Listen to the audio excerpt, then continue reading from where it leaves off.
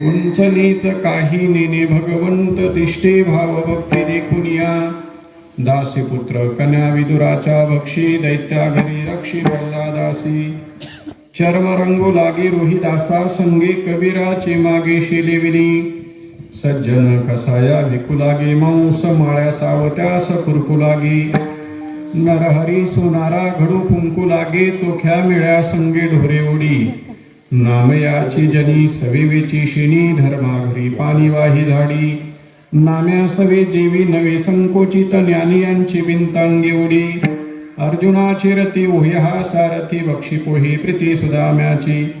गवळीयांचे घरी अंगे गाई उडी द्वारपाळ बळीद्वारी झाला. एकोबाचे ऋण पेढी ऋषिकेशी अम्म ऋषीचे सोशी गर्भवास. मीराबाईसाठी घेतो विष प्याला दामाजीचा झाला पाडेवार. घडी माती वाही बोऱ्या कुंभाराची उंडी त्या मेहत्याची अंगेवरी. पुंडलिकासाठी अजूनही तिष्ठत पुंडलिकासाठी अजूनही तिष्ठत तुका म्हणे मात धन्य त्याची. उंच नीच काही नेने भगवंत तिष्ठे भाव भक्ती देखुनिया. विठ्ठल विठ्ठल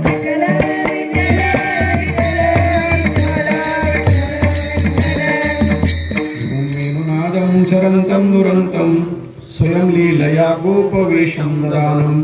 गवां वृन्दकानन्दनं चारुहासं परब्रह्मलिङ्गं भजे पाण्डुरङ्गं. पाण्डुरङ्गा करो प्रथम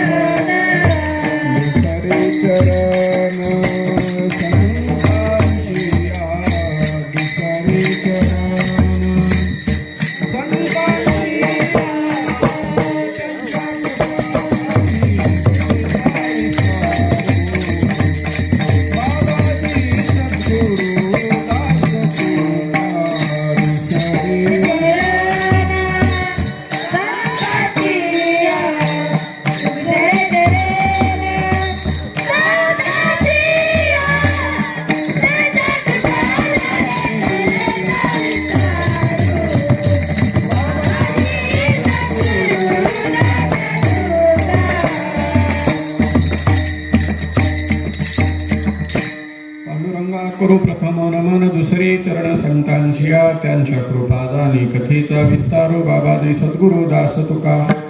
कलावज्ञ जीवोद्धरार्थावतारं कलंकांकतेजोदि कामोदि वक्रं.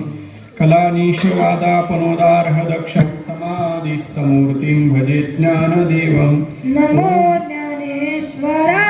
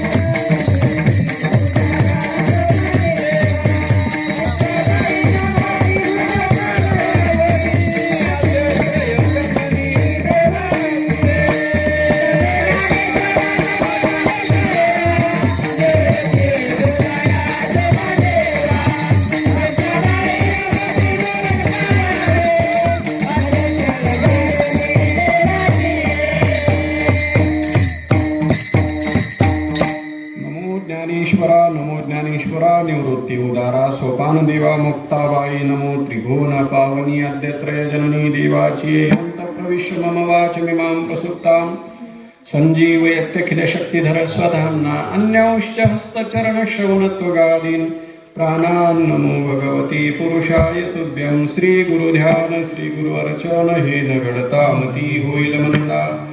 श्री गुरु विठ्ठल भावे वंदा दाखविती निज परमानंदा. महिम्न पारं ते परम विदुषो यद्य सदृशी स्तुतिर ब्रह्मादीनामपि तदवसन्नास्त्वयि गिरः. अतावाच सर्व स्वमति परिणामावधि गृह्णन् ममापीश स्तोत्रे हर निरपवाद परिकरः. विठ्ठल विठ्ठल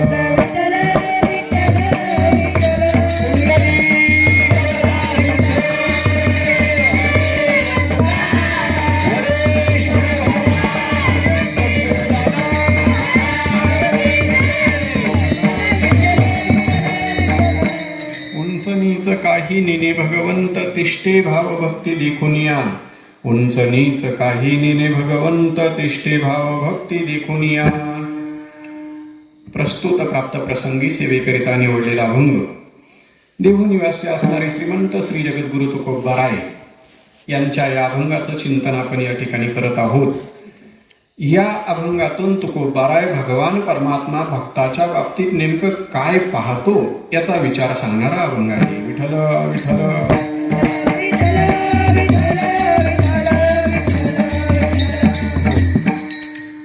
या अभंगाचं चिंतन गेले अनेक एकादशी गेले अनेक वर्ष झाले.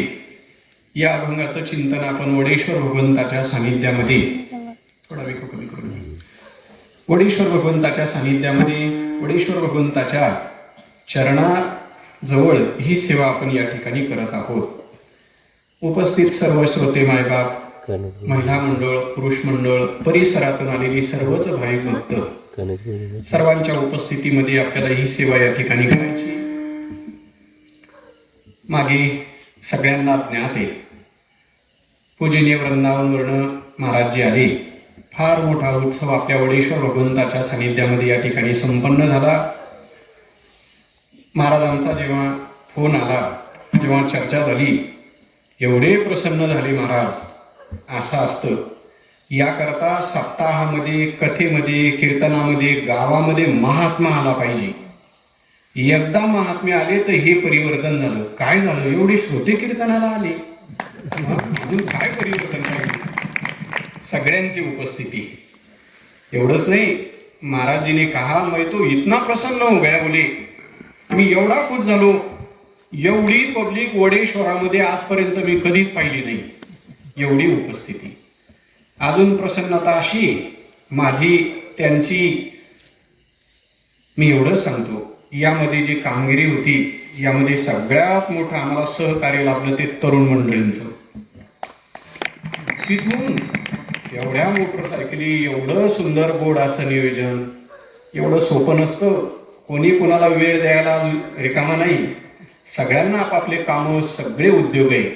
पण आपण सर्व सारून ही मंडळी या ठिकाणी उपस्थित राहिलो. आता तुम्ही मला जवळपास रोजचे कित्येक फोन येतात सध्या सुद्धा. एकच काय कार्यक्रम झाला कुठला चिंचवणचा. कोणाच्याही तोंडात तुम्ही एकच ऐकता काय चिंचवणचा कार्यक्रम झाला काय वडेश्वराने कार्यक्रम करून घेतला. सगळ्यांच्या मुखामध्ये एकच वाक्य. जे आले अनेक हे सर वगैरे सगळ्यांचे पुन्हा येतात. दादा गेले इकडून काका मोठमोठी माणसं येत गेली. सगळ्यांचं एकच वाक्य काय कार्यक्रम झाला काय कार्यक्रम झाला. खरं तर वडेश्वरातला उत्सव म्हणजे काही आगळा वेगळा असतो. कार्यक्रम भरपूर ठिकाणी होतात पण मी केव्हाही सांगेल या परिसरामध्ये आल्यानंतर आजचं उदाहरण सांगतो. एक मुलगा आला दुपारच्या वेळेला. या मुलाला माहिती एवढं अर्जंट त्याला काम. पण मला बघितलं मी बसलेलो होतो. 2 मिनिटं यावं दर्शन घ्यावं बोलावं महाराजांना निघून जावं. 2 मिनिटं गाडीहून खाली उतरला. दर्शन झालं तो बसला. एवढी व्यस्तता धावपळ त्याच्या पाठीमागे. पण तो बसल्यानंतर त्याचं मन म्हणत होतं की इथून उठूच नाही. 5 मिनिटं थांबणारा माणूस 1.5 तास थांबला वडेश्वरामध्ये. आणि जाता जाता त्याचे वाक्य म्हणे महाराज तुम्ही काही सांगा पण मला इथून जावंच वाटत नाही. ये दरबारी ऐसा है यहाँ पर कोई भी कैसा भी आता है तो जाते समय प्रसन्न होके जाता है. वडेश्वर भगवंताचं सानिध्य काही आगळं वेगळे. आम्ही आलो, सगळं सोडून आलो, घरदार प्रपंच सोडून आलो, वेळ कडे मग सगळं व्यस्तता सोडून आलेली. तुम्ही सोडून पहा बरं, 15 दिवस तर बाहेर जाऊन पहा, दुसऱ्या दिवशी बगर भेटेल का? एवढं सोपं थोडं आहे ते. पण वडेश्वराच्या दरबारामध्ये आलो, सगळं ते पाहून घेतात. विठ्ठल विठ्ठल.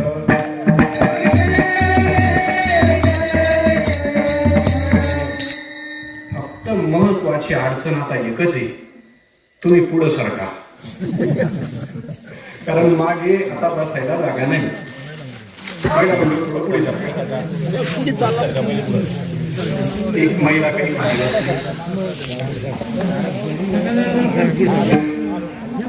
ते घ्यायचं होतं, पण त्याची 2 कारण. मध्ये कीर्तन सेवा का घेतली नाही? गरमला असतं मध्ये, मोकळ्या हवेत कीर्तन घेतलं. गरमीचा विषय, एखाद्याला चक्कर आली, घाम फुटला, अवघड होईल, म्हणून सेवा बाहेर घेतली मोकळ्यामध्ये. तिथं मोकळी हवा खेळते, वडेश्वर भगवंताचा आशीर्वाद आहे, असो. दुसरं कारण, मध्ये जागा पुरली नसती म्हणून सेवा बाहेर घेतली. विठ्ठल विठ्ठल.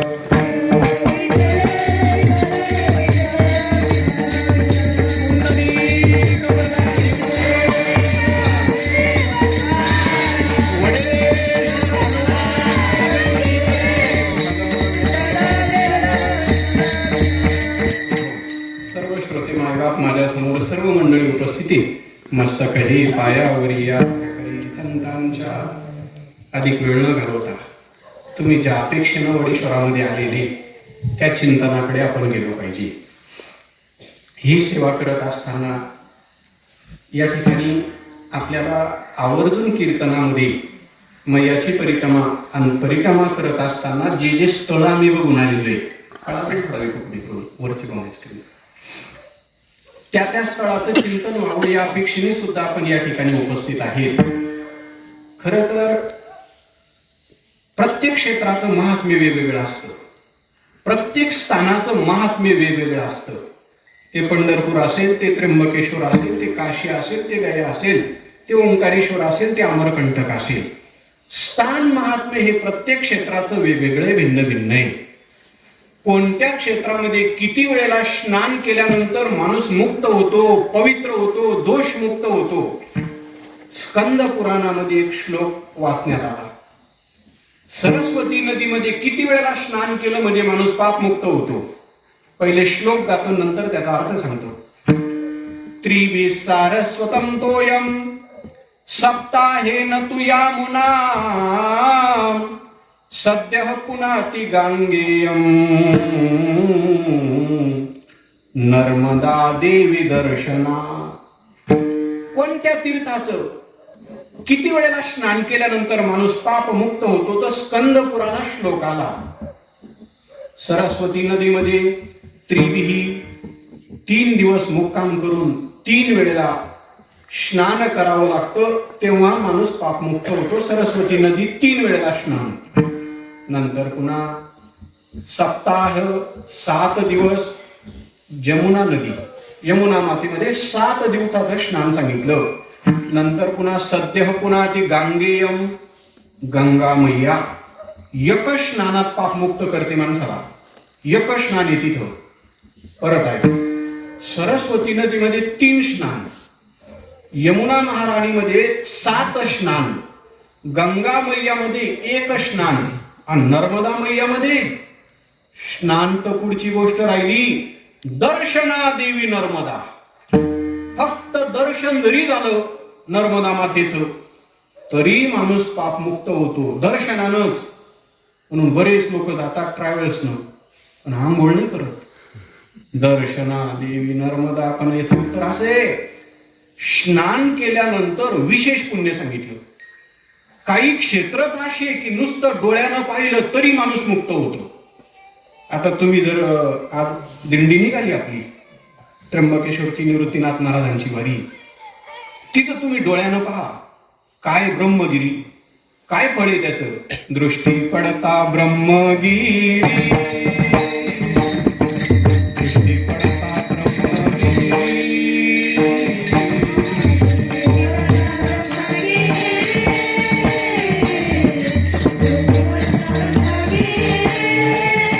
त्यासी नाही यमपुरी, त्यासी नाही यमपुरी.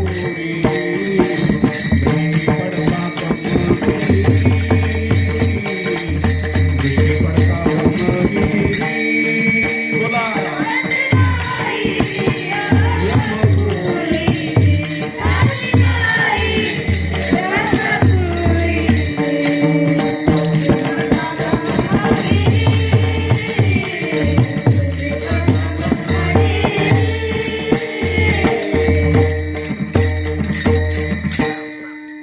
वडेश्वरातून दिंडीचं प्रस्थान झालं म्हणून थोडे प्रमाण त्र्यंबकेश्वरची घेतली. दृष्टी पडता ब्रह्मगिरी, त्यासी नाही यमपुरी. तिथं कुशावर्त तीर्थ आहे. कुशावरिता करिता स्नान, त्याची वैकुंठी राहणे. आणि ब्रह्मगिरीला प्रदक्षिणा, नामामणी प्रदक्षिणा, त्याच्या पुण्या नाही गणना. स्थान महात्मे, प्रत्येक क्षेत्राचं महात्मे वाणीनं म्हणा. वाची म्हणता गंगा गंगा, सकळ पापे जाती गंगा. प्रत्येक तीर्थाचं महत्व सांगितलं. भारताचं स्थान महात्म्य ओळखलं काही विदेशातल्या लोकांनी. अफगाणिस्तानमध्ये एका व्यक्तीनं हे ओळखलं की यमुनामयाची एक प्रदक्षिणा आपण जर केली, सर्व पाप मुक्त झाल्याशिवाय राहणार नाही. अफगाणिस्तानवरनं तो व्यक्ती निघाल्यानंतर कालांतरामध्ये भारतात आल्यानंतर ओंकारेश्वरला राहून असं मन रमलं, त्यांनी संन्यास दीक्षा घेतली आणि त्यांचं नाव झालं नंतर गौरी शंकर महाराज. दीक्षा घेतली, भारतात स्थायी झाले. पता था की जमुना जी की परिक्रमा करते हे लोक, मी गेलो पाहिजे. परिक्रमा चालू झाली. परिक्रमा गौरी शंकर महाराज करायला लागले. तर परिक्रमा करत असताना पहिली प्रदक्षिणा झाली. पण त्यांनी परिक्रमा जी केली, प्रदक्षिणा जी केली यमुना मातेला, 3 वर्ष 3 महिने आणि 13 दिवस परिक्रमा खरं तर अशी, त्याचा विधान असा आहे. आता वेळेच्या अभावी होईल तशी परिक्रमा आता अलीकडे केल्या जाते. पण परिक्रमेचा विधान 3 वर्ष 3 महिने 13 दिवस. जसं गोदावरीची परिक्रमा आपल्या महाराष्ट्रामध्ये 12 वर्ष 12 दिवस ही परिक्रमा. सोपा उपाय, घरी कंटाळले काहीच घेऊ नका, कोणाला डोकं लावू नका. एक कमांडो तुम्ही म्हणा लायसन काय लागतो तिकडे परिक्रमा करत असताना. लायसन काहीच नाही, एक काठी असते दंड, एक कमांडो नर्मदे. 4-4 महिने मुक्काम करा तुम्ही आश्रमामध्ये, तुम्हाला कोणी पुढं जा म्हणणार नाही. उलट त्या भागामध्ये येतो मैया के पुत्र हे असं म्हणून सेवा केल्या जाते, असं म्हणून प्रसाद दिला जातो. ते गौरी शंकर महाराज परिक्रमा चालू झाली त्यांची. अशी विधिवत परिक्रमा केली 3 वर्ष 3 महिने 13 दिवसाची. त्यांची एकच इच्छा होती, मुझे भगवान शंकर का दर्शन हो जाए एक बार. परिक्रमा पूर्ण झाली, पण काही भगवान शंकरांचं दर्शन झालं नाही. त्यांना वाटलं आपल्यात काही पाप असेल, अजून आपल्यात दोष असतील, म्हणून पुन्हा आपण परिक्रमा केली पाहिजे. गौरी शंकर महाराजांनी पुन्हा परिक्रमा प्रारंभ केली. पुन्हा परिक्रमा पूर्ण चालू झाली. लोक रस्त्यामध्ये मार्गामध्ये भेटत असतात, त्यांच्याबरोबर सुद्धा भरपूर समाज चालू लागला. जसं आता एक महात्मा परिक्रमा करताय का, त्यांचं नाव आहे दादा गुरु. त्यांची विशेषता आहे का, गेले अनेक वर्षापासून ती मैयाची परिक्रमा करतात, पण जेवढे 4-6 महिने त्यांना लागतात ते अन्नाचा कण सुद्धा घेत नाही. मग तुम्ही म्हणाल फराळ घेत असतील, फराळही घेत नाही. ओंकारेश्वर पासून निघाले की 3600 किलोमीटर होईपर्यंत फक्त नर्मदा मैयाचं जल घेतात. कशी चालत असतील? 4 महिने काहीच नाही. आपल्याला एकादशीचा त्रास होतो, भिजू घातला का नाही? बरं घातला तर किती घातला शब्दाला, थोडा का नाही? दुपार त्याला पुरल का? आज सकाळचं पाळ दुपारचं पाळता येईल. दादा गुरु शूलपाणीचं जंगल चढतात, मोठी गाठी असते, पण एवढे पहाड एवढं त्या ठिकाणी प्रवास करत असताना फक्त मैयाचं जल घ्यायचं आणि पुढं चालायचं. तुम्ही त्यांचं शरीर पहा, एकदम तेजस्वी शरीर आहे. आजही त्यांची तुम्ही युट्यूबला नाव टाका, दादा गुरु म्हणून. सध्या त्यांची परिक्रमा चालू आहे, आमच्या मागं होती भरपूर ती. त्यांच्याबरोबर भरपूर समाज चालत असतो. ते गौरी शंकर महाराज त्यांच्याबरोबरही भरपूर समाज चालू लागला. साधू संत महाराज जी की परिक्रमा सुरू आहे, भरपूर जण चालायला लागले. परिक्रमा पूर्ण झाली. पुन्हा 3 वर्ष 3 महिने 13 दिवसाची परिक्रमा झाली. भगवान शंकरांचं दर्शन काही झालंच नाही. ताशा परिक्रमा त्यांनी किती केल्या? 18. म्हणजे कशा? 3 वर्ष 3 महिने आणि 13 दिवसाच्या परिक्रमा त्यांनी त्यांच्या जीवनात 18 केल्या, तरी देवदर्शन झालं नाही. भगवान शंकरांकरता परिक्रमा करत होते. भगवान भोलेनाथ बाबा का दर्शन होता नाही, मेरे में कुछ कमी है असं वाटत होतं. एवढ्या परिक्रमा केल्या, एवढं वय झालं, एवढे लोक बरोबर चालतात, अजून भगवान भोलेनाथ बाबांचं दर्शन नाही आपल्याला. एक दिवस परिक्रमा मार्गस्थ असताना ते एकदम जीवनामध्ये उद्विग्न झाली. त्यांनी ठरवलं आता जलसमाधी घ्यायची मैयामध्ये. ते मध्य प्रदेशमधनं थोडं पुढं आले ते ठिकाणी पाहत त्यांनी जो निर्णय घेतला की आता जलसमाधी घ्यायची, ते गुजरात प्रांतामध्ये आले. विशाल पात्र आहे मैयाचं. तिथं आले आणि आल्यानंतर त्यांनी ठरवलं की आता आपल्याला देह समर्पित करायचा मैयामध्ये.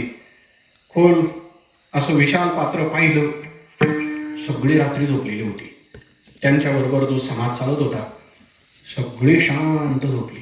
जसं आपण कीर्तनात झोपतो की नाही, शांत झोपले सगळे. आता काही सगळ्यांचे डोळे मला दिसणार नाही, मग तुम्ही अधून मधून मान हलवताय, चांगले हलवली पाहिजे मान. सांगणाऱ्याला जरा उल्हास येत असतो. असं चालू झालं. सगळे झोपलेली. गौरी शंकर महाराज रात्री उठले. उठल्यानंतर जलसमाधी घ्यायची विस्ताराने ते पात्र पाहिलं आणि तिथं गेले. मध्यरात्रीची वेळ. तीर्थस्नान करू नये, कमी ठेव, तीर्थस्नान करू नये, पण तरी सुद्धा ते निघालेच. निघाल्यानंतर पात्रात पाय टाकला. पाणी पुन्हा थोडं पुढे गेले, पुन्हा थोडं पुढे गेले, पण मैयाचं जल, मैयाचं पाणी अर्ध्या पात्रात गेले, पण गुडघ्याच्या वर काही येतच नव्हतं.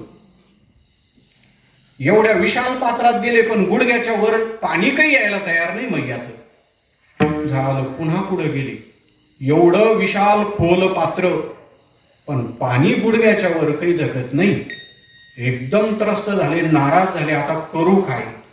जलसमाधी घ्यायला आलो तर मैया बुडू देत नाही. बरं, वर थांबाव तर भगवान भोलेनाथ बाबा दर्शन देत नाही. मग करावं काय? एकदम नाराज झाले. पुन्हा पुढे गेले. तेवढ्या एका कन्येचा, एका बालिकेचा आवाज आला, बाबाजी रुक जाओ, ये क्या कर रहे हो आप? क्या करने जा रहे हो बाबाजी? एक बालिका आली. मैया ही बाल स्वरूप आहे बरं, सुद्धा कन्या रूपामध्ये मैया. म्हणून परिक्रमा करत असताना ज्या ज्या मुली छोट्या दिसल्या त्यांचं मैया म्हणून दर्शन घ्यावं लागतं. परिक्रमा करत असताना दुसऱ्या कोणाचं साधूचं दर्शन नाही झालं तर चालल, कन्या दिसली की मैयाचं स्वरूप समजून दर्शन घेतलं जातं. रस्त्यामध्ये ओंकारेश्वर वरनं निघाले की चॉकलेट बरोबर ठेवावी लागते. मुलगी दिसली, कन्या दिसली की मैयाचं स्वरूप म्हणून ते चॉकलेट द्यावं लागतं. असा प्रसाद पूर्ण परिक्रमेमध्ये तो समर्पित करायचा असतो. मी इथून निघालो तर बरेच जण भेटायला आली. आल्यानंतर मग ते काही खाल्या हातानं दर्शन नाही घेतलं त्यांनी. मग कोणी 10, कोणी 20, कोणी 200. पण तुमची जी दक्षिणा होती, एका अन्नक्षेत्रामध्ये सद्गुरू जोग महाराजांच्या नावाने एक अन्नक्षेत्र चालू, एक खल घाटला. तिथं कुणाल महाराज पाटील, आपल्या महाराष्ट्राचे कुणाल महाराज पाटील, आणि ते मैयाच्या काठाला लागूनच अन्नक्षेत्र खोदलेलं आहे. म्हटलं बाबा एवढी आमची सेवा घ्या. म्हटली कोणाच्या नावानं? काही नाही, वडेश्वर भगवंताच्या नावानं. तुमचे ठेवून घेऊन मी काय करू? नर्मदा मैयाच्या चरणी ती सेवा सगळी समर्पित झाली. आणि मग एक कन्या प्रगट झाली. बाबाजी रुक जाओ, ऐसा मत करो. बोले आप कौन हो? इतने रात में आप कहां से आई हो? मुझे पहचाना नहीं? मैं नर्मदा जी हूं. नर्मदा जी हो? हा, दर्शन देतो बोली. खऱ्या स्वरूपात दर्शन द्या. मग खऱ्या स्वरूपामध्ये दर्शन तेवढ्या रात्री झालं गौरी शंकर महाराज.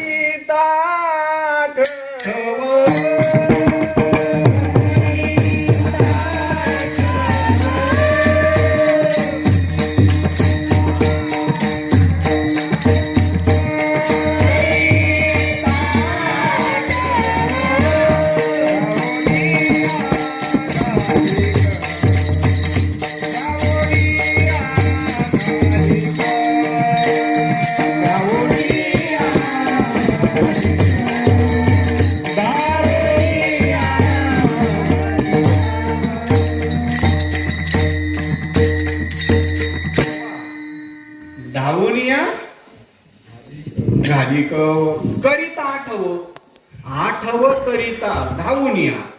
मैया प्रगट झाल्या, सगळं झालं, स्मरण झालं, धावून आल्या. पण अजून एक मनामध्ये शंका होती. बोले मैया, मैंने परिक्रमा तो की लेकिन भगवान भोलेनाथ बाबा का दर्शन क्यों नहीं होता? तर मैयानं जे उत्तर दिलं ते ऐकण्यासारखे. बोले भगवान भोलेनाथ बाबा का दर्शन हुआ नहीं? बोले नहीं, इतने सालों से परिक्रमा कर रहा हूं लेकिन माँ का दर्शन नहीं हुआ आज तक. बोले बाबा जी, आपको पता है भगवान भोलेनाथ बाबा आपके साथ चलते हैं रोज, हर रोज जो भीड़ चल रही बोले आपके साथ, तो उनमें भगवान शंकर चलते हैं. बोले कौन से हो?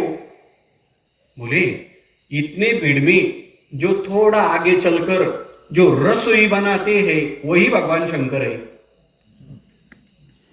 तुमच्या एवढ्या साधूच्या समाजामध्ये जे कढई घासतात, जे भांडे धुवून सगळं स्वच्छता ठेवतात, त्यामध्ये स्वयंपाकी जी आहे, जे सगळ्यांना प्रसाद बनवतात, ते भगवान शंकर आहे. म्हणे किती वर्ष झाली? ते तर पहिल्याच वर्षापासून. बापरे, त्यांना मी ओळखू शकलो नहीं. बोले लेकिन मैया, मुझे तो लगता है वो भगवान शंकर हो ही नहीं सकते. बोले कैसे? हमारे साथ जो लोग चलते हैं वो सब लोग तो उन्हें पागल कहते. जे चालतात का नाही त्यांना पागल म्हणतात म्हणे. ते हे पागल बाबा है, कुछ भी बनाता है, कैसे भी बनाता है. बोले बाबा जी भूल मत करना, वो पागल बाबा नहीं, वो तो भगवान भोलेनाथ बाबा है. कुठले असं स्वयंपाक बनवतात. थोडं बाहेर आले त्यांना कळून चुकलं की खरंच ते कोणीतरी दैवत आहे. कारण व्हायचं असं, एवढा समाज बरोबर चालत होता परिक्रमेमध्ये. ज्यांच्या मनात जे आहे ना ते संध्याकाळी बनवून तयार ठेवायचे. तुम्हाला आमटी प्यायची का आज? संध्याकाळी आमटी तयार, कारण मला दुसरा पदार्थ घेता येईल नाही, एकादशी असल्यामुळे. तुमच्या मनात आलं केळी आणि शेंगदाण्याचे लाडू खायचे, तर हजर. भेटले गेले पोरांना तुम्हाला? अरे होतं म्हणा. हो, तुमच्या मनात जे आलं ते हजर. ती मैयाची परिक्रमा करत असताना सुद्धा असे संकेत झाले बरं का. अहो पेरू का वाटला एक वेळेला, तर दुसऱ्या दिवशी गाडी थांबवली. बाबाजी हे पेरू लिहिलो जाण. मनात जे येईल मैया ते बरोबर दुसऱ्या ते तिसऱ्या दिवशी देतात. परिक्रमा करत असताना असे काही अनुभव आहे. पुरवी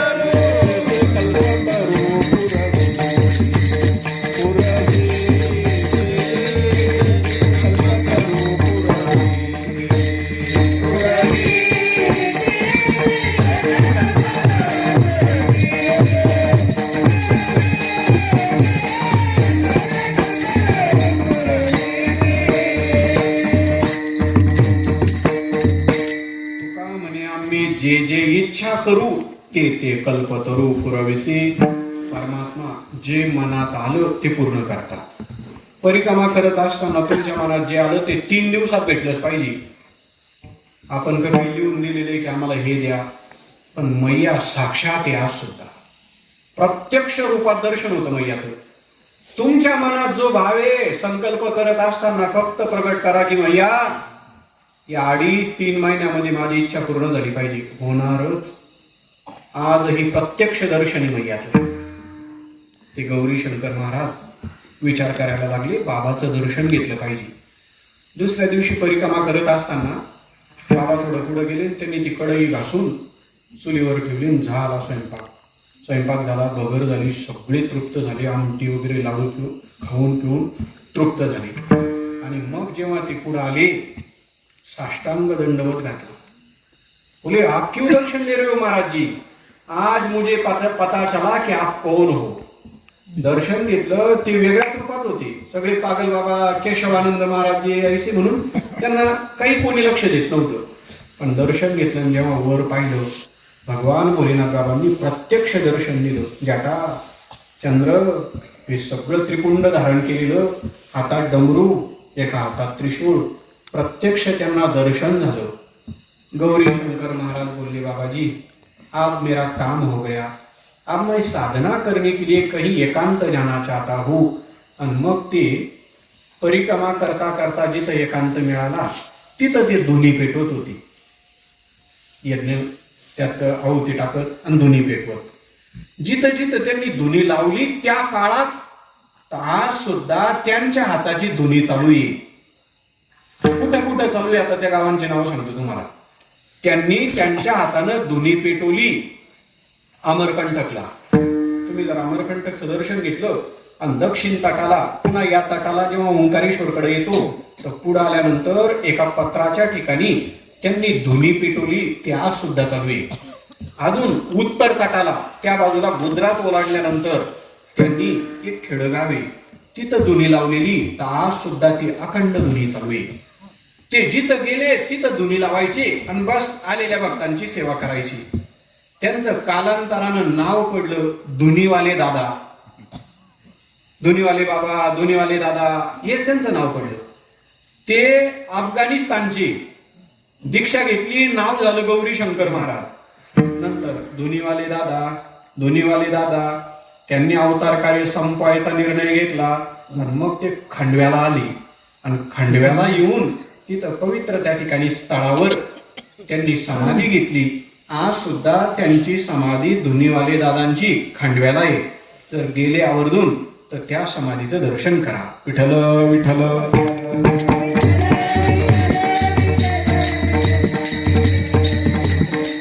असे भगवान परमात्मा भक्ताची सेवा करत राहतात. भक्ताला प्रत्यक्ष दर्शन देत असतात. आणि दर्शन देताना, सेवा करत असताना भक्ताचा उंचपणा जाणत नाही, नीचपणा जाणत नाही. उंच नीच काही नेने भगवंत, तिष्ठे भाव भक्ती देखुनिया. देव फक्त भावाचा भुकेला आहे. देव फक्त भाव पाहतो. बाकी तर तुमच्या कोणत्याही गोष्टी देव जाणत नाही, देव पाहत नाही. मग देव भक्ताच्या घरी काम करतो. कोणत्या भक्ताच्या घरी देवाने कामं केले याकरता आपण वडेश्वराच्या दरबारामध्ये अनेक भक्तांचं चरित्र प्रारंभ केलेलं आहे. त्यामध्ये जवळपास आपले बरेच भक्त झालेले. गेले 3 महिन्यापूर्वी आपण तिथं थांबलो होतो. कुठे?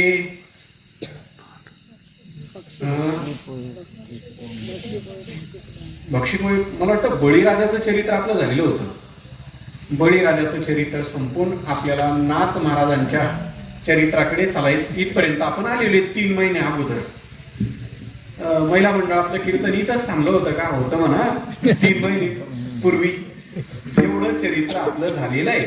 आणि आता आपल्याला पुढचं चरित्र, देवानं कोणत्या भक्ताच्या घरी कामं केले याकरता पुरावा देतात ते आपल्या जिल्ह्याचे श्रीमंत संत नाथ महाराज.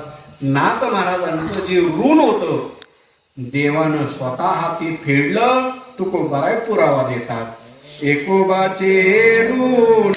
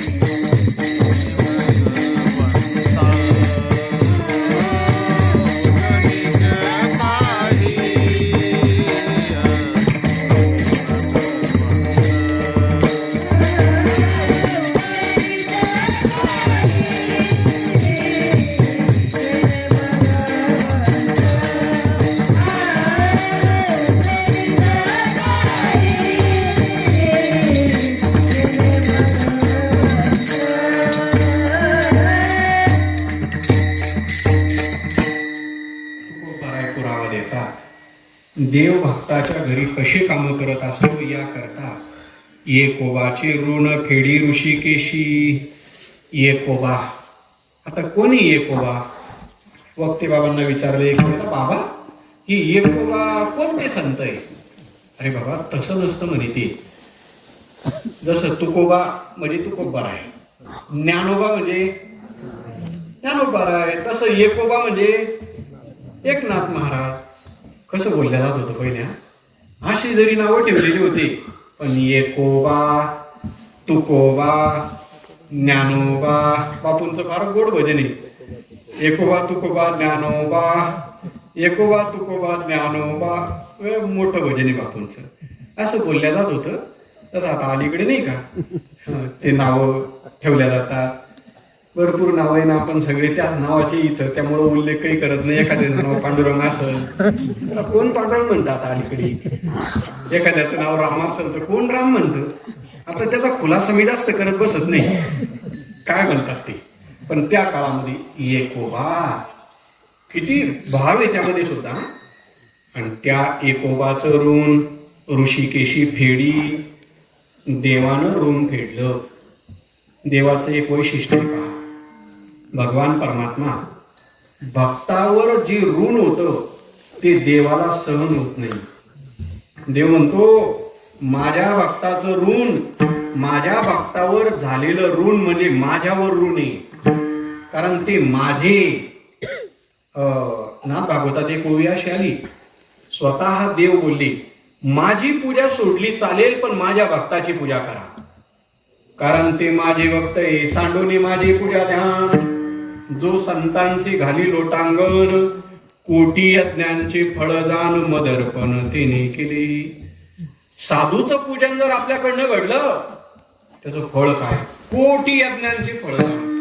1 कोटी यज्ञ केल्यानंतर जे पुण्य आहे ते साधूचं पूजन केल्यानंतर पुण्य.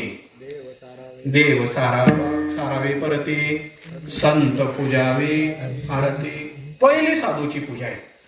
म्हणून देव बोलले मी नाथ महाराजांचं ऋण फेडलं. कोण नाथ महाराज? देवाला कसं ऋण सहन झालं नाही? बर काय असं ऋण झालं होतं, काय असं कर्ज नाथ महाराजांवर झालं होतं की ते स्वतः देव फेडायला आले? कोण नाथ महाराज? नाथ महाराजांचं चरित्र पाहण्यापूर्वी आपल्याला डायरेक्ट थोडं त्यांचं चरित्र चालू करावं लागणार आहे.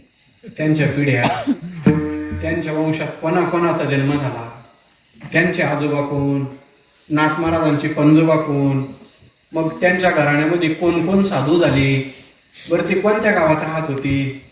आता त्यांच्या मागच्या पिढ्या आपल्या प्रारंभ झाल्या आणि ते आपल्याला विस्ताराने बघायचंय. तुम्हाला काही घाई तर नाही ना? मलाही घाई नाही, तुम्हालाही घाई नाही. कमीत कमी आपल्या जिल्ह्याचे संत आहे, 1 वर्ष तर चरित्र चालायला पाहिजे.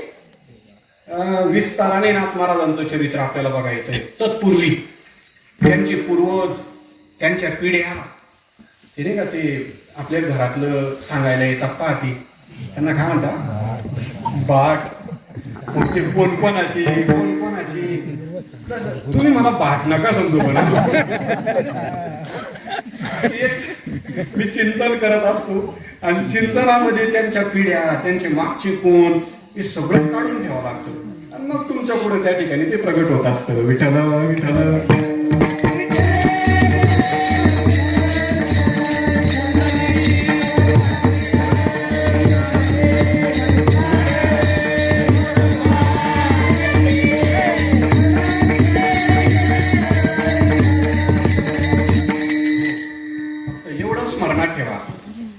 आता निवृत्तीनाथ महाराजांची वारीला प्रस्थान झालेलं आहे. पुढच्या वर्षाचं प्रस्थानपर्यंत आपलं नाथ महाराजांचं चरित्र चाललं पाहिजे. 1 वर्ष बरोबर. तुम्ही म्हणाले कसं होईल? तुम्ही चिंता करू नका, ड्रायव्हर तुम्हाला बरोबर चालवत राहील. तुम्ही फक्त येत राहा, अंगावर रगी घेऊन ठेवले ना, पण येत राहा. आपलं नाकार नाही, थंडीचे दिवस आहे, साहजिक आहे, फक्त येत राहा तुम्ही. आपल्याला बरोबर त्या प्रवासाने सगळे स्टेशन घ्यायची, कारण माणूस घाई केव्हा करतो? काही सोडायचंय, तिथं पोचायचंय, तेवढा टायमात तिथं गेला पाहिजे माणूस. आपल्याला तसं काही नाही. सगळं विस्तारानं चरित्र बघत बघत नाथ महाराजांचं पूर्ण जीवन दर्शन आपल्याला कोडेश्वर भगवंताच्या सानिध्यामध्ये बघायचे. पुन्हा ऐकणारे भगवान वडेश्वर बसलेली. आमचा भाव एकच आहे, इथं जी सेवा होते वडेश्वर भगवंत श्रवण करतात, ते सेवा त्या ठिकाणी ऐकत असतात. त्यांना आवडणारं नाथ महाराजांचं चरित्र आपलं प्रारंभ होतंय. ते प्रतिष्ठान नगरी, पैठण नगरी. या पैठण नगरीचा इतिहास सांगितला. आपण पैठणचा इतिहास पाहू पहिले. पैठणमध्ये कोण कोण साधू झाले नाथ महाराज येण्याच्या अगोदर, पैठणमध्ये कोणकोणते राजे झाले नाथ महाराज येण्याच्या अगोदर, असे आपल्या भारतामध्ये जुन्या काळात 2 ठिकाणी न्याय भेटत होता. पहिला न्याय भेटत होता तो आपली उत्तर काशी, काशीला न्याय भेटत होता. आणि अजून न्याय मिळत होता तो आपली दक्षिण काशी. या पैठणला पहिले सभा भरत होती. काही झालं, कोणत्याही कोपऱ्यात काही घडलं महाराष्ट्रात, तर कुठं चालायचं? चला पैठण.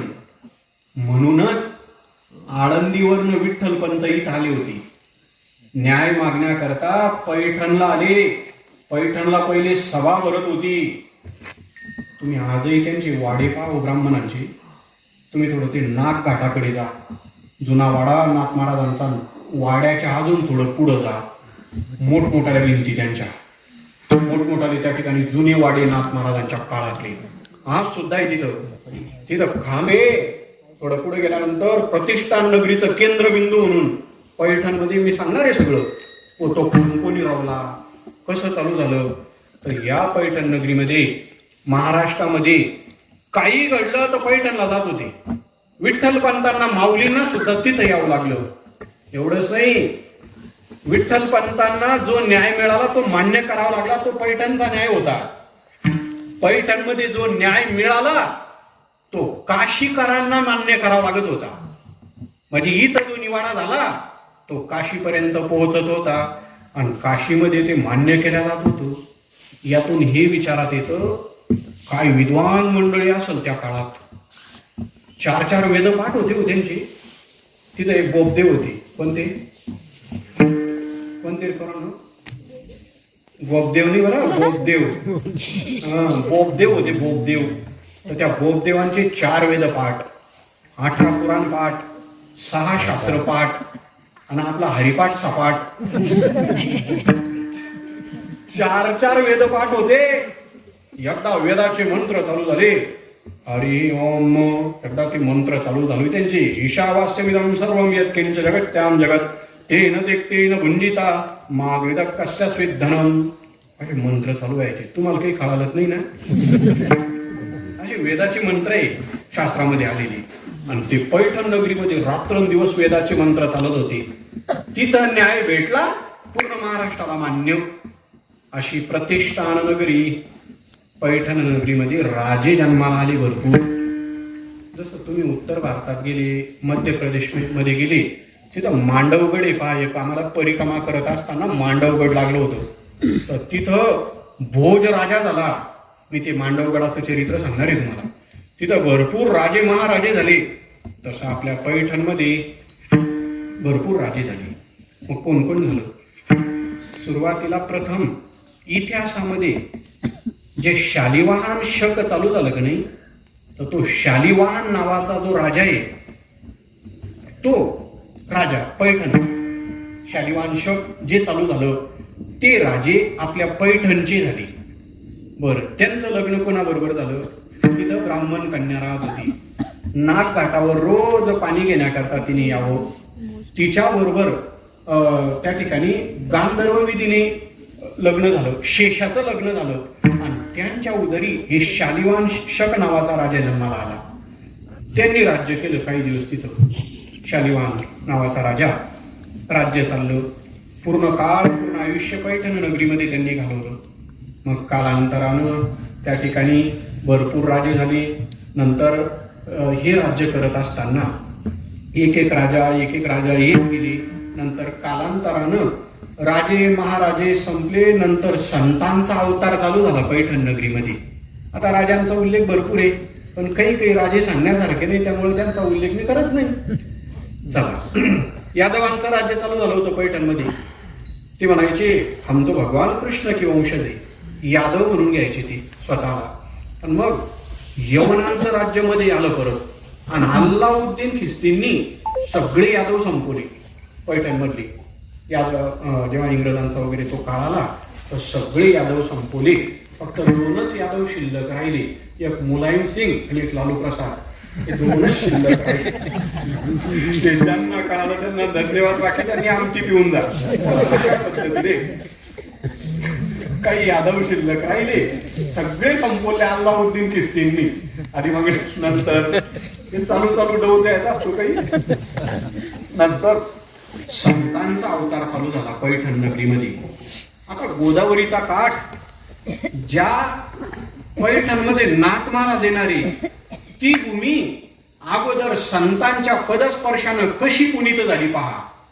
नाथ महाराज येण्याच्या अगोदर तिथं माऊली आलेली, आणि माऊली काही 1-2 दिवस राहिली नाही, 27 महिने राहिली. मग काय केलं माऊलीने 27 महिने? रात्रीच्या वेळेला पुराण कीर्तन कथा चालू केली. सांगती पुराण रात्री हरी कीर्तन, सांगती पुराण रात्री हरी कीर्तन, पैठणीचे जनवेदी,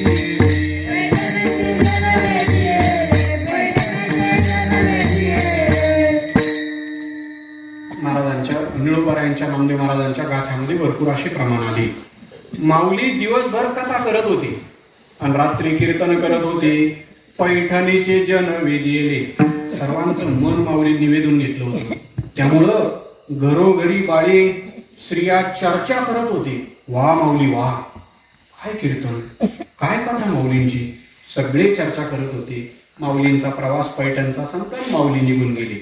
नंतर कालांतरानं याच पैठण नगरीमध्ये पुन्हा 2 संतांचा अवतार झाला.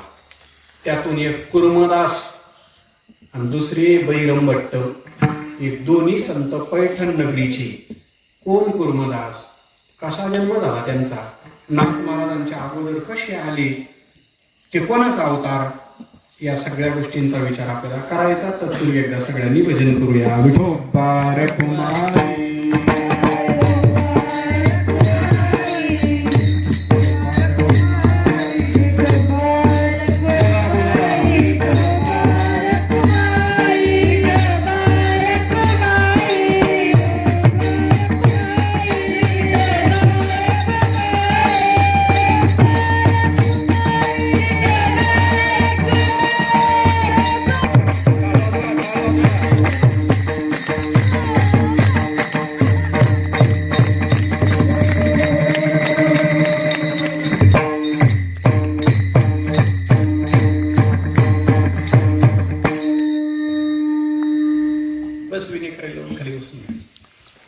पैठण नगरीमध्ये अनेक राजे झाले. राजांचा इतिहास आपण पाहिला. नंतर साधू संतांचं आगमन पैठण नगरीमध्ये झालेले. मग कोणकोणते संत, तर नाथ महाराजांच्या अगोदर जेवढ्या संतांचा अवतार झाला, एक संतांचं चरित्र आपण पाहतोय. कुर्मदास नावाचे संत पैठण नगरीमध्ये अवताराला आले. पण त्यांचं जीवन कसं होतं, महिपती महाराजांनी त्यांच्या ग्रंथामध्ये उल्लेख केलेला आहे. एक कुर्मदास नामे ब्राह्मण, परम भाविक जान, तयासी नव्हते कर चरण, प्रतिष्ठानी राहतसी. महिपती महाराजांच्या ओव्या आल्या पापे. त्यांनी पैठणचा इतिहास लिहिला. पैठण आणि नाथ महाराजांचा इतिहास लिहिणारे 2 जण चरित्र. एक नाथ महाराजांचे वंशज आणि दुसरे महिपती महाराज. महिपती महाराजांनी कुर्मदासांचं वर्णन, एक कुर्मदास नामे ब्राह्मण, ते ब्राह्मण होते, परम भाविक जान, भाविक होते. पण एक गोष्ट घडली, काय, तयासी नव्हते कर चरण. कर म्हणजे हात नव्हते, चरण म्हणजे पायही नव्हते. कुर्मदासांना इथून पुढे हात नव्हते, गुडघ्याच्या खाली पाय नव्हते. तयासी नव्हते कर चरण, प्रतिष्ठानी राहतसी. पैठणला राहत होते. काय झालं, थोडं बालपण संपलं, त्यांना कळायला लागलं. आता आपल्याकडे माणूस म्हणतो, काय माणूस जाणकार झाला. पहिले म्हटलं जातं, जाऊ द्या हो, आमचा बाळ अजून लहान आहे, त्याला काही कळत नाही. काय संसाराची रीत आहे, संसारात हा शब्द आहे, त्यांना काही कळत नाही. लहानपणी आईबाप म्हणतात जाऊ द्या बाळानं खोड्या केल्या असतील, त्याला काही कळत नाही. लग्न होतं 4-8 वर्ष निघून जातात, बायको म्हणते जाऊ द्या त्यांचा स्वभावच येतो, त्यांना काही कळत नाही. म्हातारपणात काही झालं तर सुना मुलं म्हणतात आमच्या बाबाला काही कळत नाही. मग नेमकं बाळाला कळतं कधी, काही विचाराचा प्रश्न आहे. असो, कुर्मदास महाराजांना कळायला लागलं पैठणमध्ये कीर्तन सेवा होती. त्यांना कळालं कीर्तन आहे, चला कीर्तनाला. कुर्मदास महाराज कीर्तनाला निघाले, पण मग तयासी नव्हते करचरण, हातही नाही पायही नाही. कीर्तनाला जावं तर असं लोळत वडिलांबरोबर आईबरोबर आवड होती.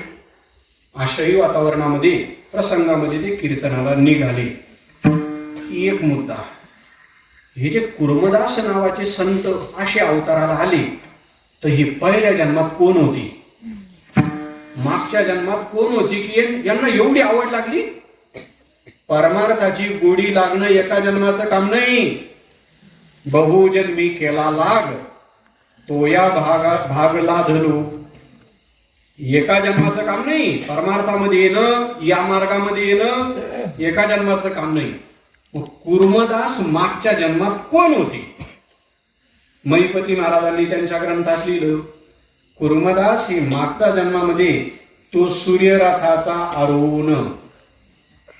कुर्मदास सूर्याची सारथी होती आणि त्यांचं नाव आहे अरुण. अरुण नाव. तुम्ही पहा, सूर्य अगोदर उगवतो का अरुण देव येतात पहिले.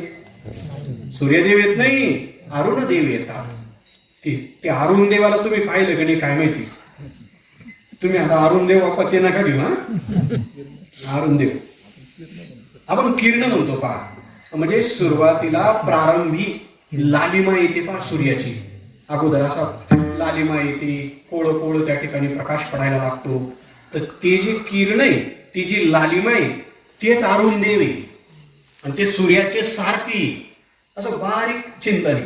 आणि मग अगोदर ते येतात. अंधार कोण घालवतं, सूर्य नाही, सारथी घालवतो. म्हणून आपल्याकडे म्हटलं जातं पहा, उठा बरं तुम्ही, काय झालेलं आहे, उठा अरुणोदय प्रकाश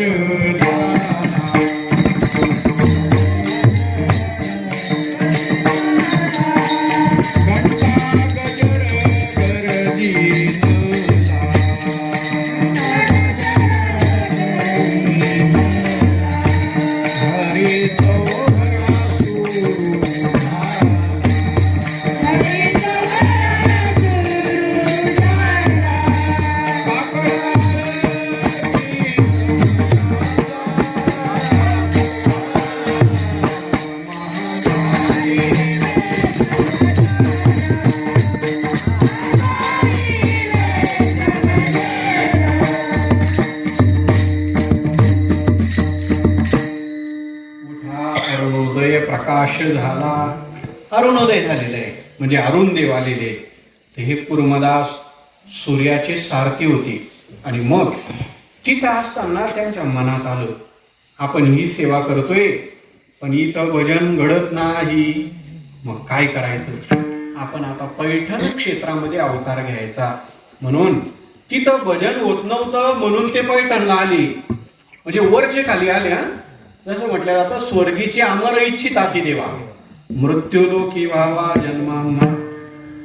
स्वर्गात भजन होत नाही, सूर्याची सेवा करता करता भजन होत नाही, म्हणून ते त्या ठिकाणी पैठण नगरीमध्ये अवताराला आले. पण काही कर्मशेष होतं, म्हणून तयासी नव्हते करचरण, पाय नाही हातही नाही. कीर्तनात गेले. कीर्तनात नेमकं त्या दिवशी विषय चालू होता पंढरीचा. कीर्तनकार सांगत होते तुका म्हणे जन्म आल्याचे सार्थक, विठ्ठलची एक देखलिया, एकदा तरी माणसानं पंढरपूरला जावं, देवाला पाहावं, चंद्रभागा डोळ्यानं पाहावी, असा विषय चालू होता कीर्तनामध्ये. आणि ते असं एकाग्र होऊन ऐकत होते. ते लहान लहान मुलं ना टप देऊन ऐकतात, कारण अजून कागद कोरं आहे. आपण भरपूर रंगला, आता आपलं काय पूर्ण जवळपास वही भरत आली, मग ते कोरं कागद असतं आणि मग ते एकाग्र होऊन ऐकत होते बालपण कुर्मदास महाराजांचं. ऐकता ऐकता ऐकता सगळा विषय चालू होता. 3.5 कोटी जवळपास देवस्थान तीर्थ आहे, 3.5 कोटी पाप आहे, माणसाच्या शरीरावर 3.5 कोटी रोमय केस आहे.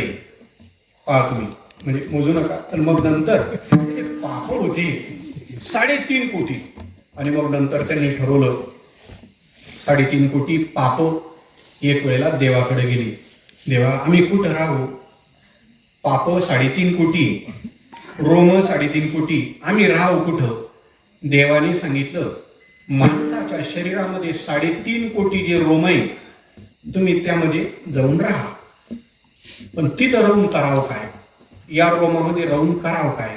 काय करावं म्हणजे त्यांच्या कर्मानुसार त्यांना फळ देत चला. त्यांनी जसं जसं कर्म केलं तसं त्यांना त्या ठिकाणी कष्ट देत चला. म्हणजे लांबून काम केल्यापेक्षा जरा जवळ राहून मार देत चला, असं पापांना त्या ठिकाणी देवाने आज्ञा दिली. मग माणसाने एक वेळेला देवापुढे खंत व्यक्त केली, देवा 3.5 कोटी पाप तुम्ही आमच्याजवळ पाठवून दिली, पण हे पाप आम्हाला घालवायचे तर आम्ही काय करावं? म्हटले 3.5 कोटी तीर्थ आहे भारतात, तुम्ही तिथं जा आणि एका एका तीर्थात जाऊन एक एक पाप घालवत राहा, म्हणून तीर्थयात्रा आहे. पण एक जण बोलला, देवा 3.5 कोटी तीर्थ कधी घडायचे आमच्याकडनं? कधी अद्रक काढावं, कधी मका काढावं, कधी एवढे तीर्थ करायचे आम्ही? मग देवाने सांगितलं, तुम्ही निश्चिंत राहा. 3.5 कोटी तीर्थ एकाच वेळेला जर तुम्हाला घडून घ्यायचे असतील तर तुम्ही फक्त एकदा पंढरपूरला जा. कोटी ब्रह्म हत्या मुख पाहता जाती. सगळे पाप 3.5 कोटीच नाही, कोट्यावधी सगळे पाप त्या ठिकाणी तुमचे नष्ट होतील थापटाक. बर, पण अजून जर राहिले तर फक्त चंद्रभागा डोळ्याने पहा, अवघीच तीर्थी.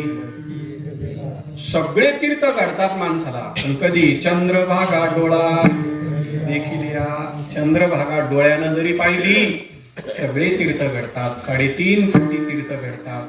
पुंडलिकाला पाहिलं, अवघिया संता एक वेळा भेटी, पुंडलिक दृष्टी देखलिया.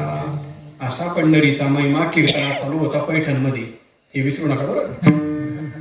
आणि कीर्तन ऐकायला एक जण पुढे बसलेले, कोण? कुर्मदास महाराज. ज्यांना हातपाय नव्हते ते. आपला असं का मी पंढरपुरात नेलं तर तिथंच थांबली, चंद्रभागेचं दर्शन चालू झालं, पण थांबलंय तेवढ्या पुरतं का होईना, माणूस पंढरपुरात जातो. म्हणून असं आहे, कथेत कीर्तनात विषयच असा असला पाहिजे, ज्या स्थानाचं महात्म्य चालू आहे आपलं मन तिथं गेलं पाहिजे. रामायणात अशी चौपाई आली एक, जहां आपका मन जाता है तो वो स्थान का स्पर्श करके वो आता है. म्हणजे तिथल्या स्थानाचं दर्शन करून माणसाचं मन येत असतं.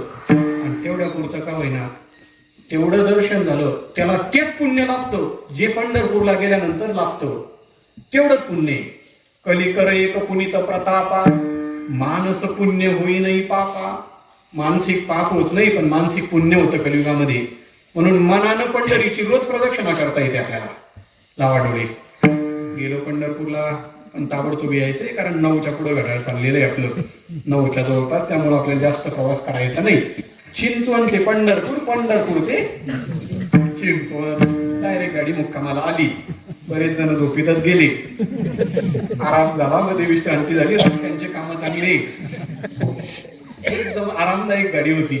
त्यामुळे यायला वेळ नाही, जायला वेळ नाही. आलो आपण कुर्मदासांचं चरित्र. ते कुर्मदास कीर्तन झालं, महाराजांची पाय धरली, मलाही पंढरपूरला जायचं.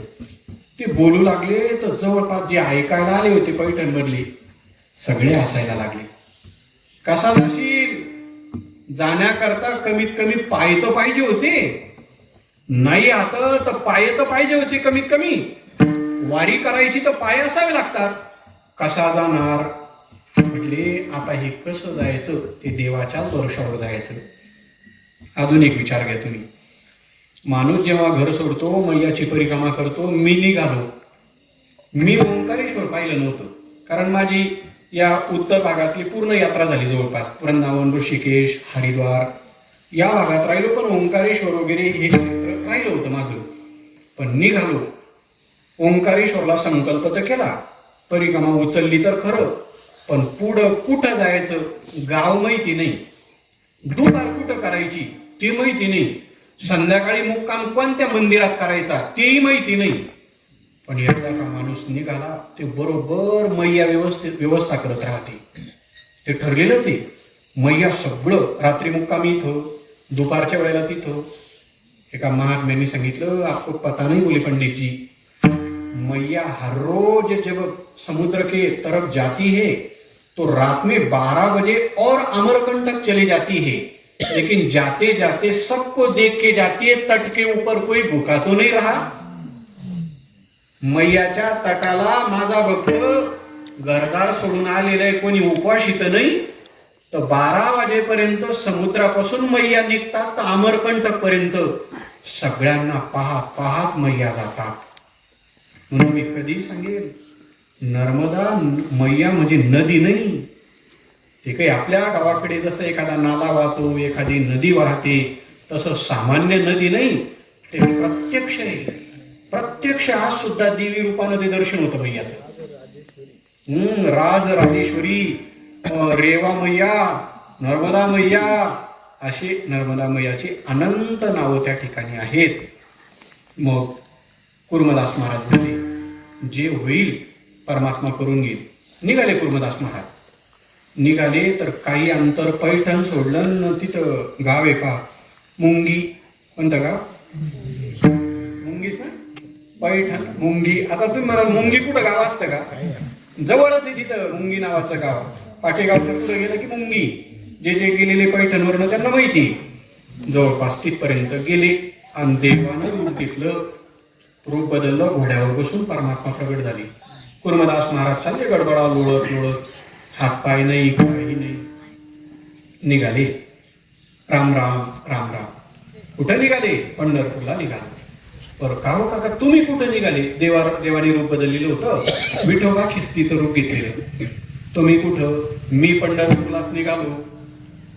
बरं झालं कुर्मदास महाराज, तुमची संगत मला लाभली. असं कोण म्हणू लागले? देव म्हणू लागले कुर्मदास महाराजांना, तुमची संगत मला लाभली, माझं भाग्य आहे. आणि खरं आहे ते. साधूची संगत घडण्याकरता देवाला सुद्धा पुण्याचा असावं लागतं. नामा म्हणे इच्छी देव इच्छी संत संग, आम्हा जीवलग जन्मोजन्मी. देव सुद्धा म्हणतात जन्मोजन्माचं पुण्य तेव्हा मला सुद्धा साधूची संगत घडते. पण कुर्मदास महाराज बोलले, का हो तुम्ही लवकर निघून जाणार, कारण तुम्हाला घोडा आहे, तुम्हाला पाय आहे. तुम्ही पंढरपूरला जाणार तर पटपट पटपट माझ्या अगोदर निघून जाणार. तसं नाही म्हणे महाराज माझं काम.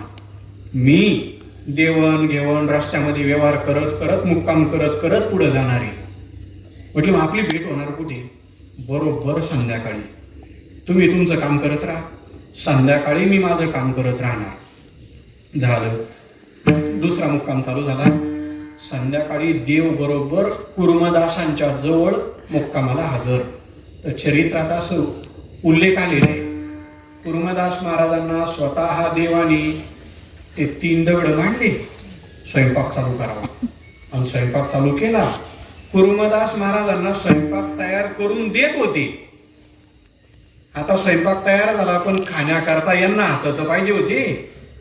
पण झाला असं होतं, त्यांना हात नव्हते. मी पहिलेच ओळी बोललो, तयासी नव्हते करचरण, हातच नव्हते. मग देवानं काय करावं? ताट घ्यावा, ताटामध्ये काय बगरच, आमटी आणि बगर सोडून आपल्याला दुसरं काही नाही. आज बगर आणि आमटी घ्यायची, सगळं त्या ठिकाणी एकत्रित करायचं आणि हातामध्ये घेऊन मुखी घाली ब्रह्मरस, एक एक घास घ्यायचा. कुर्मदास महाराजांच्या मुखात देव टाकत होते. वा, तो का म्हणे आपले ते आलेलेचे बाप, तो घास आणि मुखामध्ये एक एक एक एक घास भरवत होते. काय त्या घासाचा आनंद! तो देणारा हातच होता, तो देवाचा हात होता. पहा तुम्ही, घरात आईचा हात वेगळा, आपल्या त्या सगळ्यांचे हात वेगवेगळे असतात.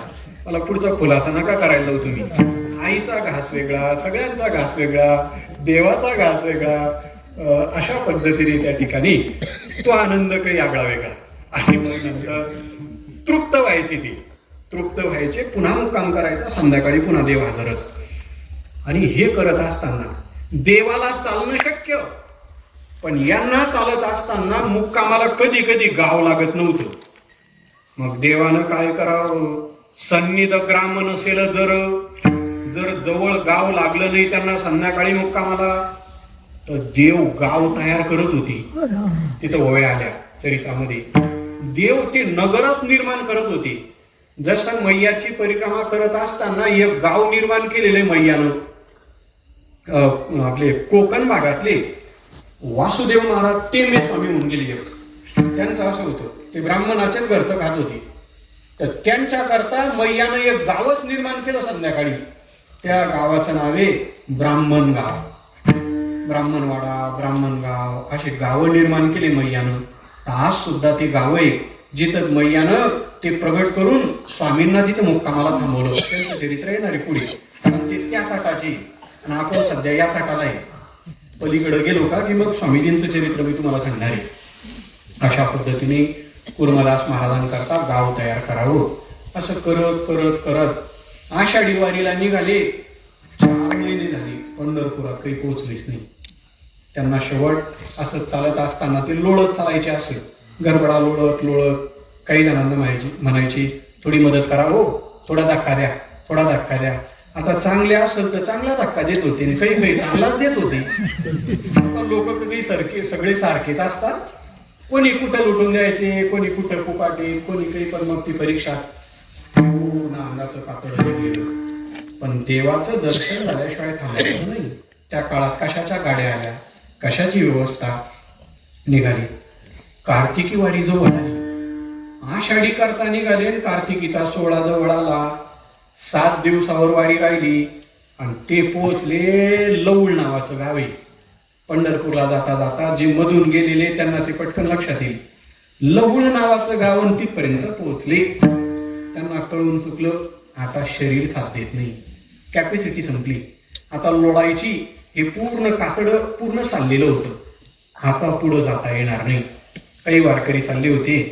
सांगा हो देवाला एका भक्ताचा निरोप सांगा. निघालो होतो पंढरपुराकडे, पण हे शरीर आता साथ देत नाही, माझं शरीर संपणार आहे. पूर्ण अंगाचं त्या ठिकाणी साल्ट निघालेले, रक्त पूर्ण शरीराचं झालेलं. देवाला एवढंच सांगा, आलो होतो दर्शनालाच, घरदार सोडलं होतं, पैठण सोडलं होतं तुमच्या दर्शनाकरता, पण देवा नाही पोहोचू शकत. आता शरीरातला प्राण जाण्याची शक्यता आहे, देवाला निरोप सांगा. असं म्हणून काही वारकरी पंढरपुरात आले. देवाला कुर्मदास महाराजांचा निरोप पोहोचला, तर देव तेवढ्याच तातडीनं तिथून निघाले. माझ्या भक्ताला मला भेटायचंय. निघाले तर ज्ञानोबाराय बरोबर होते, नामदेव महाराज बरोबर होते. सगळ्यांना बरोबर घेऊन स्वतः पांडुरंग परमात्मा या लहुळ नावाच्या गावापर्यंत आले. आणि माऊलींच्या सानिध्यामध्ये, नामदेव महाराजांच्या सानिध्यामध्ये कुर्मदास महाराजांना दर्शन झालं पांडुरंगाचं, देव दर्शन झालं. पुन्हा पहा, देवाबरोबर माऊलीचं दर्शन झालं, नामदेव महाराजांचं दर्शन झालं. देवा आता येतो मी, अशी संधी परत भेटणार नाही. समाधी घ्यायची तर जवळ माऊली आहे, नामदेव महाराज बरोबर आहे, आणि स्वतः पांडुरंग परमात्मा आलेले. पण देवा एकच इच्छा पूर्ण राहिली, काय? चंद्रभागेचं स्नान राहिलं. तुम्ही तर आले, देवता आले, पण चंद्रभागा माता आल्या नाही, आणि माझी तेवढी इच्छा पूर्ण राहील. देव बोलले, महाराज चंद्रभागेचं स्नान करायचं होतं. बरं, एक काम करा, स्नान करा आणि मग समाधी घ्या. पण मग जायचं कसं? आता शरीर तर इथं सुटणार, मग पुढं जायचं कसं? तर देवानं स्वतः चंद्रभागा मातेला विनंती करून तिथं मैयाला प्रगट केलं. चंद्रभागा मातेला त्या बारवामध्ये अलीकडेच आपण जेव्हा मंदिरात जातो तर ते बारव, त्या बारवामध्ये चंद्रभागा माता आल्या. तुम्ही आज पहा आजचा इतिहास. जोपर्यंत चंद्रभागा माता वाहते तोपर्यंत चंद्रभागेला पाणी, तोपर्यंतच बारवात पाणी येत्या. बस ते लोक जवळची रोज नित्यनेमाने बारवाचं स्नान करतात. ते म्हणतात हमारे लिए तो, आमच्या करता चंद्रभागा इथं गावात आलेली, आमच्या त्या बारवात आलेले. आणि त्या बारवामध्ये चंद्रभागा माता वाहते तोपर्यंत आज सुद्धा तिथं पाणी. काय मोठं आश्चर्य आहे. कुठं गणित लावता विज्ञानाचं, कुठं पंढरपूर आणि बारो कुठं पहा. बरं जास्त खोल नाही, एकदम जास्त खोलवर नाही, एकदम उत्तळ. पण तिथं चंद्रभागा माता प्रगट झाल्या. काय देवाची करणी. परिक्रमा करत असताना नर्मदा मैया एका कुंडात प्रगट झाल्या. आज सुद्धा त्यांचं उगम तिथं आहे. मी ती कथा तुम्हाला सांगणार आहे. अशा चंद्रभागा माता तिथं लवळ नावाचं गाव कुर्मदासांकरता प्रगट झाल्या. कुर्मदास महाराजांचं स्नान झालं, देवाचं दर्शन झालं आणि देव स्वतः कुर्मदास महाराजांना समाधी देतात. लहुळ नावाच्या गावामध्ये जात असताना त्यांचं समाधी स्थळ तिथं आहे. त्यांचं दर्शन झालं आणि त्यांनी तिथं समाधी घेतली. हे झालं कुर्मदास महाराजांचं. आणि हे संत होते आपल्या जिल्ह्याचे. कुठली? पैठण संभाजीनगर जिल्ह्यामध्ये पैठण. आणि त्या पैठणचे कुर्मदास महाराज हे नाथ महाराजांच्या अगोदर अवताराला आलेले. आणि मग कुर्मदासांच्या नंतर पुन्हा एक साधू तिथं आली. त्यांचं नाव बहिरम भट्ट. आणि मग त्या साधूचं चरित्र चालू झालं, त्या संतांचं चरित्र चालू झालं. मग तुम्ही ते कधी चालू करणार? आता पुढच्या एकादशीला चालू करणार. आता आपल्याला थांबावं लागलं. विद्यार्थ्यांची अभ्यासाची थोडी जबाबदारी आहे. म्हणून आजची सेवा सर्व श्रोते मायबाप वडेश्वर भगवंताच्या चरणी. तुम्ही असं घाबरू नका. नाथ महाराजांचं चरित्र मी होईल तेवढं, पण मग करता काय? त्यांचे पूर्वजच एवढे महान होऊन गेले. भानुदासाची कुडी महाविष्णूचा अवतार. नाथ महाराजांच्या घरात विष्णुदेवाचा अवतार झाला. मग ते भानुदास महाराज कोण, त्यांनी पंढरपुरात देव कसे आणले, हे सगळं विस्तारानं चरित्र नाथ महाराजांचं आपल्याला श्रवण करायचंय. पण आपण सध्याला नाथ महाराजांच्या अगोदर पैठणमध्ये जे जे संत अवताराला आले त्यांचं चरित्र पाहतोय. एक एकादशी बघून आपल्याला त्यांचा वंश प्रारंभ करायचा आहे. आजची सेवा सर्व श्रोते मायबाप परिसरातून आपण सर्वजण आले. महिला मंडळ, पुरुष मंडळ, सर्व वारकरी मंडळी मस्तक हे पायावरी. या वारकरी संतांच्या श्री विठ्ठल श्री विठ्ठल